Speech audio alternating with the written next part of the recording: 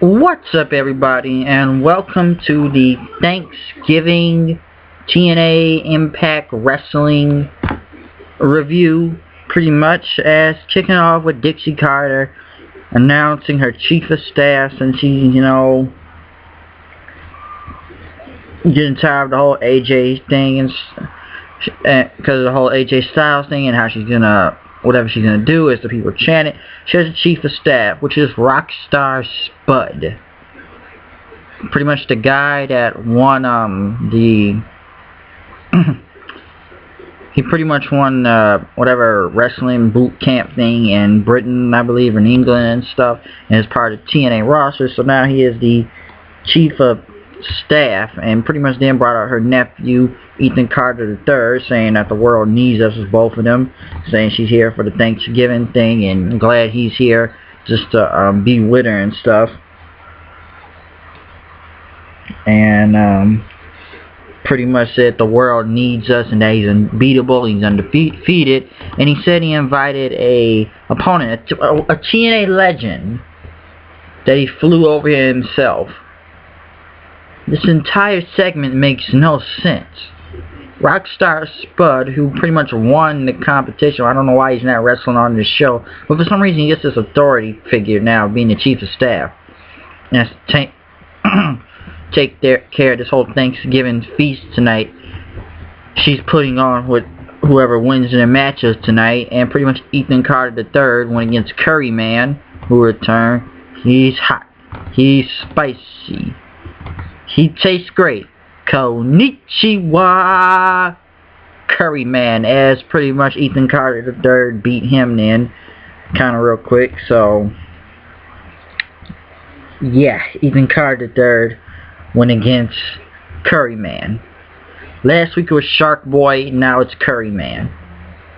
And pretty much for this 8-man tag elimination tonight, it looks like Kurt Angle got Storm and Gunner on his team. Pretty much what they're gonna do tonight.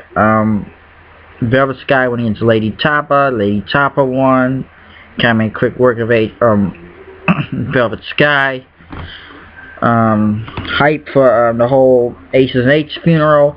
Zima Ion, which I didn't even know to the end of the show, was with the Bromans as their DJ now, so I have no idea. And then pretty much Eric Young and ODB came up with the whole turkey suit thing, and so you guys gonna have to fight tonight again. It's pretty much that Barnes and Furnham guy. Those two guys have been facing Ethan Carter III for I don't know how many weeks now, and now they get to face the Bromans, and whoever wins, pretty much whoever wins whoever loses has to put on the turkey suit. So the match happened. It was over in like 15 seconds, and it didn't make sense, because then they told them, like, put it on, put it on, put it on. They put on the turkey suit, but they kind of just start dancing around and enjoying it then. So yeah, this stuff doesn't make much sense at this point. There's a lot of things that was wrong with this match. Pretty much the heels beat the crap out of two jobbers that have done nothing but job out to Ethan Carter III, and now they're getting in this tag team match, which the whole turkey thing didn't even make sense, because I didn't even expect the match to be that quick. It usually goes on for a minute, but it went that quick. And then pretty much AJ Styles, friends of AJ Styles from Japan and AAA Mexico, pretty much showing his matches, what he's been doing, and pretty much Dixie Carter said, you have 1 week to come back with that title and that card, pretty much saying that, yeah, you could say at the Gainesville, Georgia, but now you're going around trying to defend it in other parts of the country, well, around the world, really, I'm sorry, pretty much around the world, so she wants the title back next week.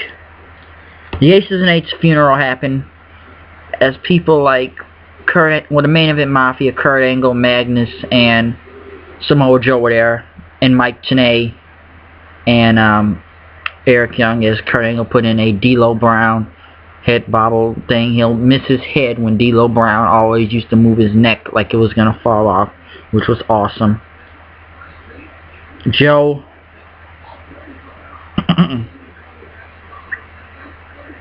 pretty much passed out the beers and stuff. Pretty much giving everybody a beer. It's putting the casket as Anderson was out, telling people to have a few words.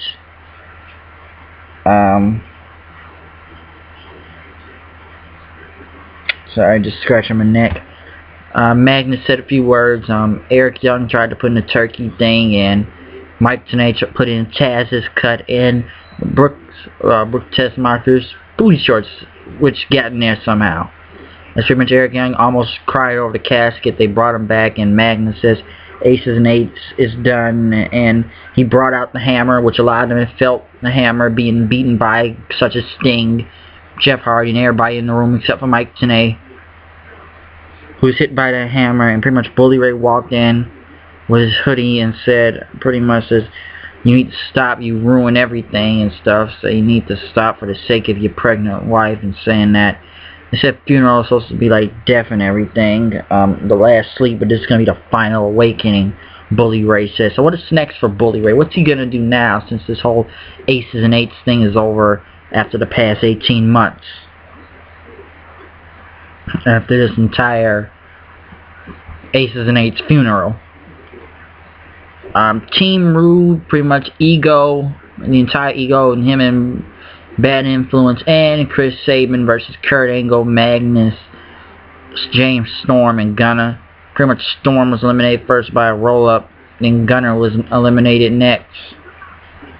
And then Magnus pretty much was taken out after he jumped off the apron, clotheslining, I believe it was clothesline on Bobby Roode, and pretty much hurt his knee. So Kurt Angle was the last one left, and pretty much the match ended with all of Team Roode winning, as Kurt Angle took a chair and started beating the hell out of everybody with. So yeah, the match was really good. Kurt Angle pretty much got in and started putting double German suplexes on people. Once he got that chair from Sabin, he just started beating Bobby Roode and everybody else with it then.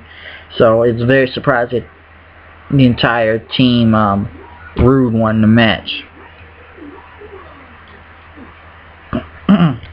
And oh yeah, let me forget about the Wheeler Dixie thing. Is next week it will be Magnus versus Kurt Angle in a last man standing match, and Bobby Roode versus Jeff Hardy in a tables match.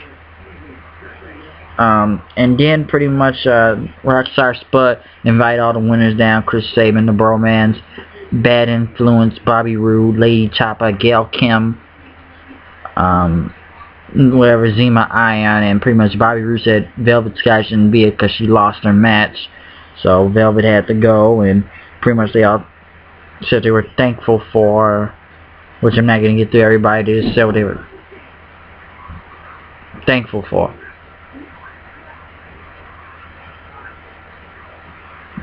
Thankful for then, and pretty much Kurt Angle came out talking about there's not enough guests here and everything, and pretty much they came out there, Kurt Angle and Bobby Roode said, you don't belong here, you lost your match and stuff, you lost your match, you can't do anything about it. And pretty much Eric Young says, pretty much Kurt Angle said, there's a ring full of losers in there, so he brought people to come help him then. Pretty much Velvet Sky, Eric Young, ODB, Barnes and Furnham, and Gunner and Storm, as they pretty much hit the ring, attack, start throwing food, chairs being hit by people, pretty much all of them throwing out everybody and pretty much celebrating in the ring. I didn't know where Kurt Angle or Bobby Roode went, but they pretty much fought all over the ring then.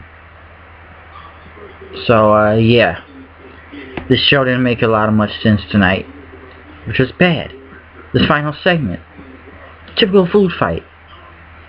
Everything else I'm not even going to get into, especially from the entire turkey thing and the Rockstar Spud being the chief of staff, and when AJ Styles will be back, but we don't know.